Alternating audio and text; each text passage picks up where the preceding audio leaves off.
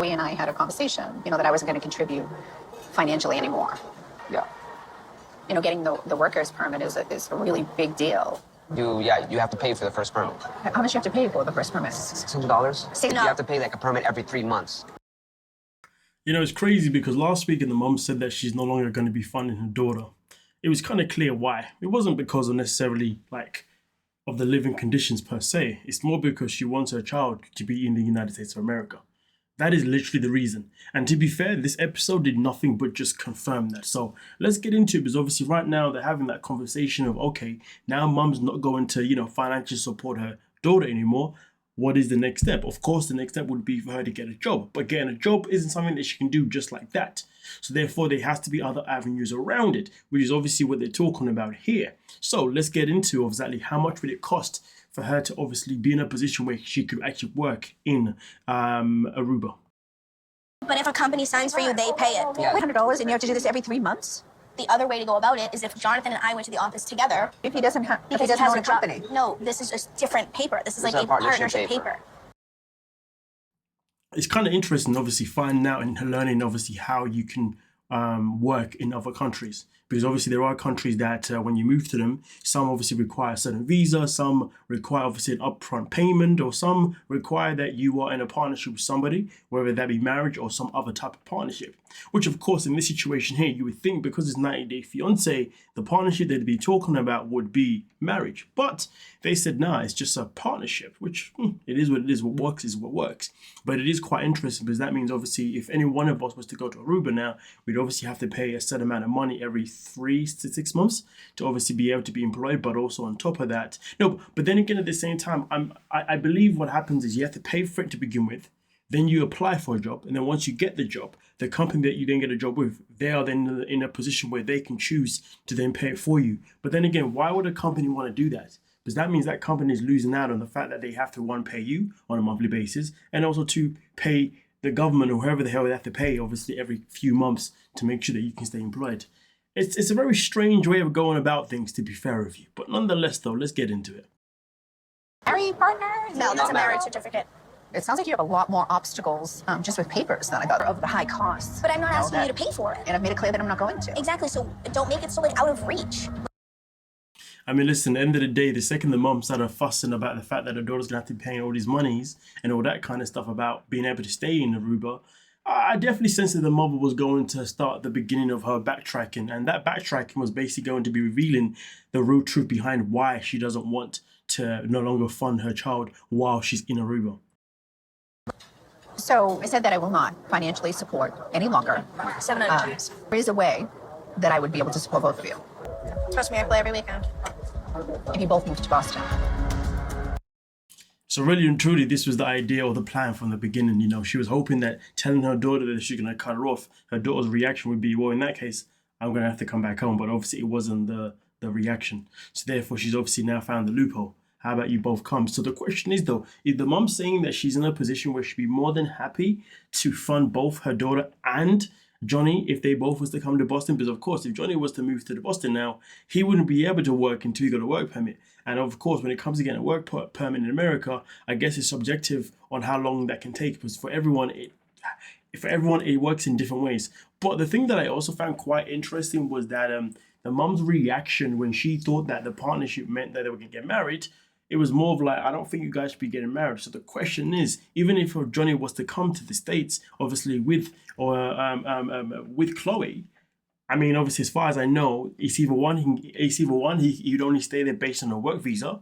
Is the mom saying that she'd want to employ him, so therefore he can be on a work visa? Or two, it would be the case of them actually getting married. Do you see what I'm saying? And maybe there are some other possibilities out there as well of how obviously he could stay. But either way, though, because it's called 90 Day Fiancé, you would imagine the premise would be the fact that if he comes to Boston, then that clearly means that the mom would expect him and her daughter to obviously marry him. Either way, it's a very interesting concept. But to be fair, I'm not surprised that the mom would be more open to her daughter marrying him in Boston rather than Aruba, because at least in Boston, she's still around her daughter. Obviously in Aruba, that means she's not around her daughter anymore. So end of the day, this is all nothing but a power play to bring back her child home, in a nutshell, with or without Johnny. The mom's moving very slick. But nonetheless, though, let's move on to the next couple. You can be honest. No. In the past, Dylan told me that you wanted him to marry somebody younger, closer to his age, and give him kids. It just made me so mad. I'm like, oh, I want to embed in my mind. And that's where the resentment with you talking to Dylan comes from. I've never said that. And you know what? I couldn't give a toss about grandchildren. You were very mad, and you said that several times. Crazy though, because obviously in that scene I really processed how much Dylan looks like his mum. But nonetheless though, it is kind of crazy to believe that she's held a grudge all these years based on this one comment. But the thing that's mad about it isn't the fact that she's held a grudge because of the comment. It's more because after all these years she never decided to, confront the mum. It's actually quite sad that it took the mum to ask her, hey, so what's your issue with me? When in reality, Patty could have literally approached her, Dylan's mum at any point, in the last God knows how many years and said, hey, your son said this to me. Like, is this how you really feel?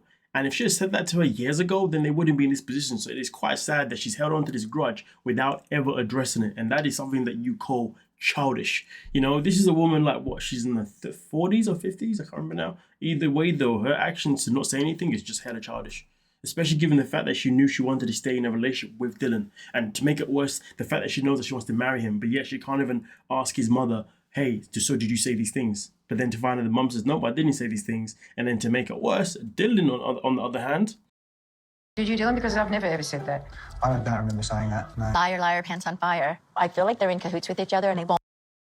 And then to make it worse, Dylan literally sits there and denies ever saying that. Well, I don't know who ever said that. Now, obviously, Patrick's convinced that, that they're both obviously working against her, which is crazy business. To have that level of paranoia with somebody, it makes no sense. If you're paranoid that the man that you want to marry is making these plans against you with his mother, then why the hell would you want him to marry you? Do you see what I'm saying? Like, it's weird.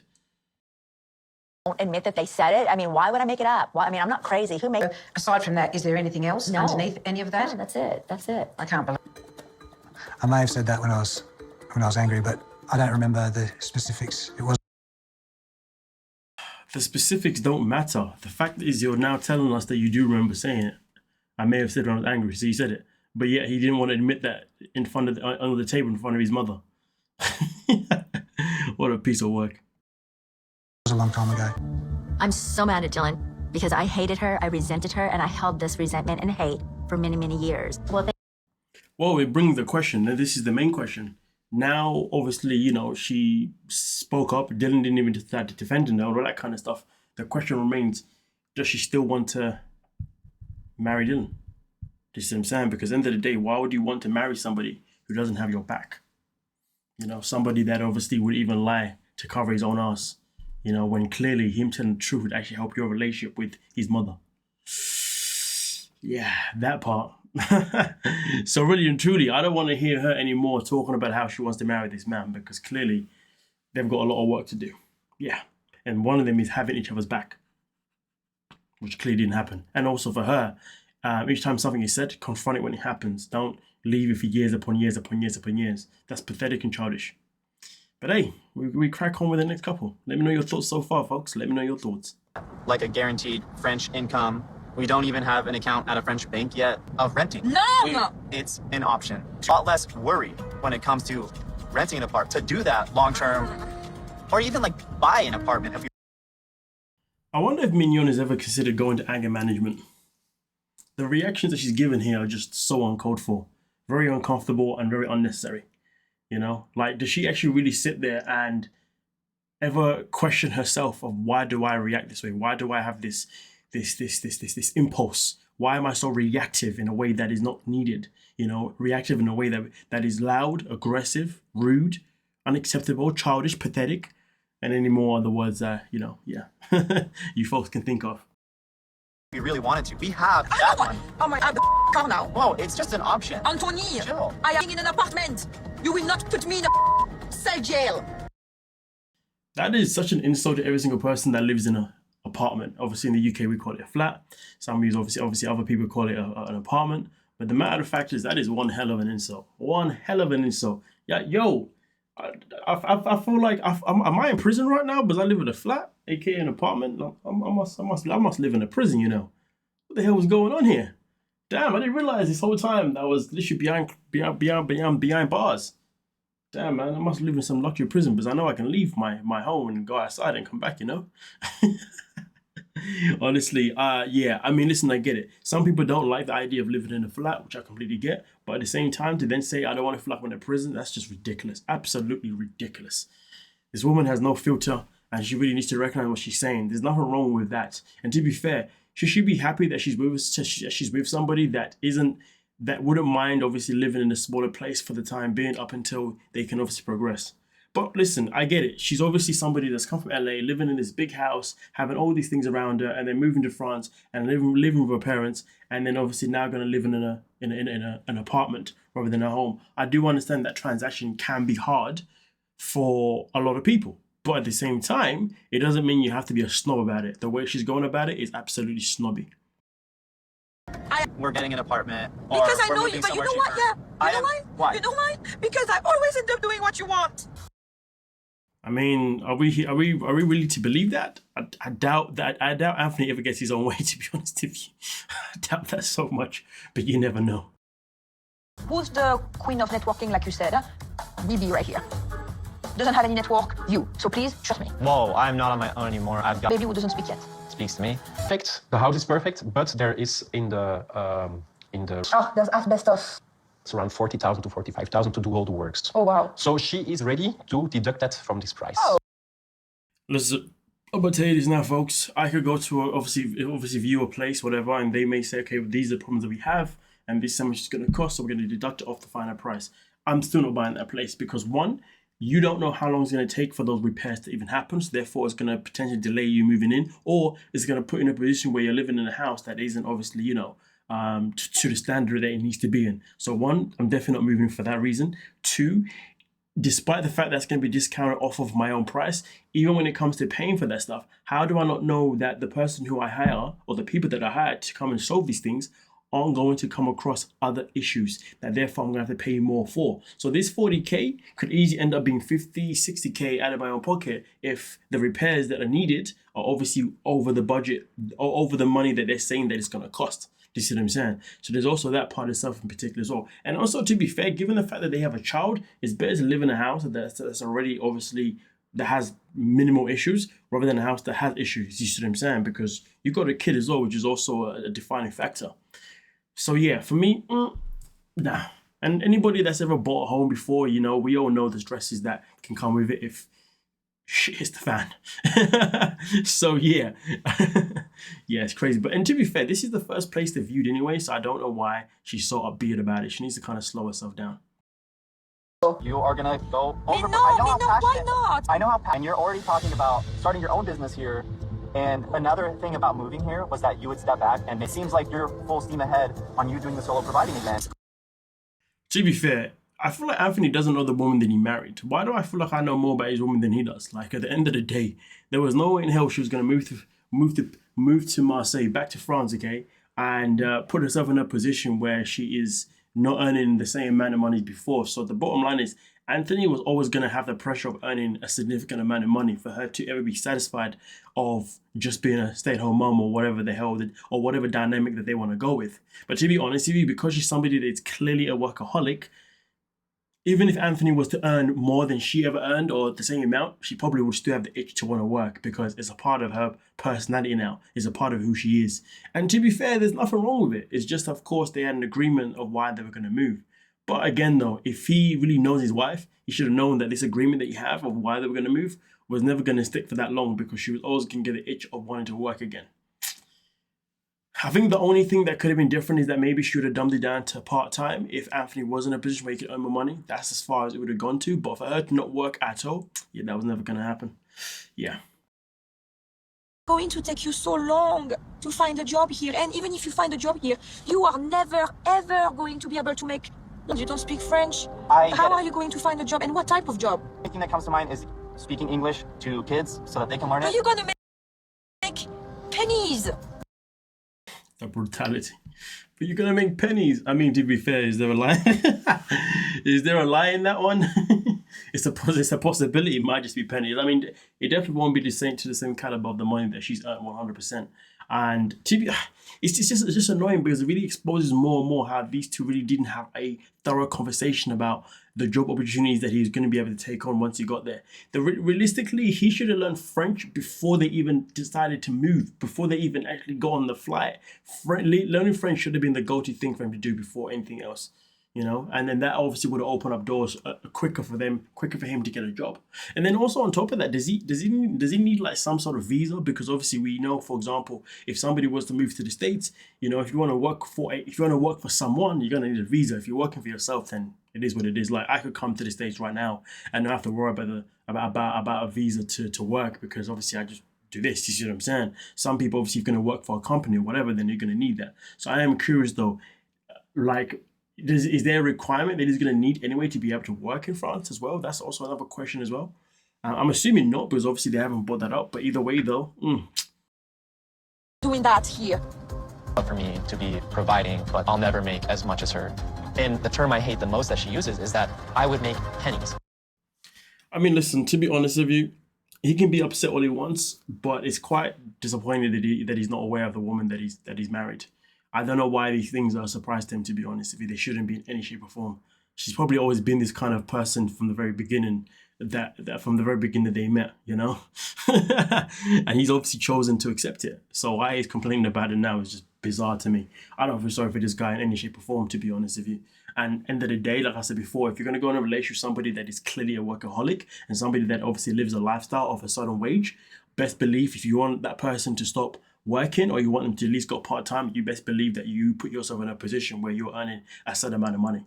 That's just it. Obviously, this is where things get very subjective around about, so what is our relationship based on? What is our love based on? Is our love based on the fact that we actually want to be for each other no matter what? Or is it based on the fact that when you met me, I earned this. You know what I mean? Some people's relationships are literally based on numbers. I mean, those are the things that then really start to really expose certain cracks in people's relationships. That's why sometimes some people struggle to even walk away from people who have a lot of money going for them or X, Y, Z. I mean, listen, to be honest with you, Anthony doesn't make any sense to me. It really doesn't make any sense to me, to be honest with you. The guy's he's a bit, yeah. But anyway, with that being said, let's move on to the last couple, okay, folks? Let me know your thoughts so far, okay? Don't forget to like and subscribe. Let's get into it. No money because we were giving it away for free, and I was just standing there like, don't you guys understand the concept of business? I'm not totally comfortable with it yet. I mean, I can make coffee at home, no problem, but this thing... So let's get it straight. Jenny's still complaining about the fact that they made no money from the opening night, because the opening night was all about giving people freebies, because they wanted people to obviously taste the new flavor in the street from the family cafe. And I got that, and I get that. She obviously felt as if they were giving away food that was way too big, okay? Portions that were just basically meal size, if anything, appetizer size, rather than little bits that people can taste. And I get that. That is a waste of money, you know, especially given the way they've already started their business anyway. But for her to complain about that, but then not even actually know how to make coffee, is crazy business. You know, if you're going to complain about something, please be ready to lead by example. She isn't even doing that. I have a customer standing here waiting for his coffee, and I have no idea how to make this grinder work. Yeah, I mean, all that time she spends complaining about the fact there's no money coming in so she can move out with Sumit. Meanwhile, she's not even actually educating herself. And to make it worse, let's get into what makes it worse. I'm new. I know you are new, but late हो रहा है. I have to go somewhere. Okay. Plug लगा है इसका. मुझे नहीं लग रहा है connected है electricity के साथ. Actually, it's not Plugged in. And to make it worse, the customer had to literally let her know what the issue was. And to make it even more worse, she obviously asked Summit's dad to come and help her, and even he didn't know what was going on. So it's kind of sad that two people who are obviously working here for this family cafe, neither one of them even realized that it wasn't plugged in, and the customer had to be the one that pointed it out. And they want to retain customers. So to be fair, now more than ever, all those freebies they gave out, all those free samples they gave out, literally have now gone to waste for the most part. If this guy walks away and tells everybody, those guys not serious, that's gonna kill their business straight off the bat. Plug it in. Come to find out, it wasn't plugged in. That's why it wouldn't turn on. You're laughing now, but then in a second you're gonna be annoyed that you're not earning any money for you to move out. And let's be real, when you start a new business, I would argue and say that when you start a new business that involves hospitality, the biggest seller, the best marketing you're going to get is word of mouth. You know, obviously it's easy for people to pay for billboards and for things to be promoted on this place and that place. But really and truly, it's going to be the word of mouth. You know, like a lot of the times when we go to restaurants, let's be real, we usually go to places with one because it's a franchise that we're already familiar with, something that we've seen obviously in every single corner around the world, you know what I mean? So there's one is either that, or it could be a case of where the fact is somebody that you know has had it and they have said, hey, you should go try this place out. Sometimes even when it comes to trying new meals, new recipes, usually someone else has to try first and they, hey, have you tried that new thing? Do you see what I'm saying? Word of mouth is literally probably the key and the best marketing strategy when it comes to food, at least anyway, I would imagine. I could be wrong because I don't work in the industry, but I would know for the most part, a lot of the time when I've tried something, it's usually because somebody else has suggested it, or maybe it's because I've suggested it for them. Do you see what I'm saying? So yeah. That's it. Then you have to try to do very quick. You know what I can do? I can go home. You know, first customer loss is a big loss. Yeah, just like yesterday giving away free food was a big loss too. Honestly, it takes no accountability. And the attitude that Jenny has is actually disgusting. Absolutely disgusting. How could you go? Come on now. What kind of attitude is this? It's appalling behavior. Well, nonetheless though, let me know exactly what you're thinking down below in the comment section. This is just obviously my thoughts and opinions. And yeah, but with that being said, I will catch you guys in the comments. Peace.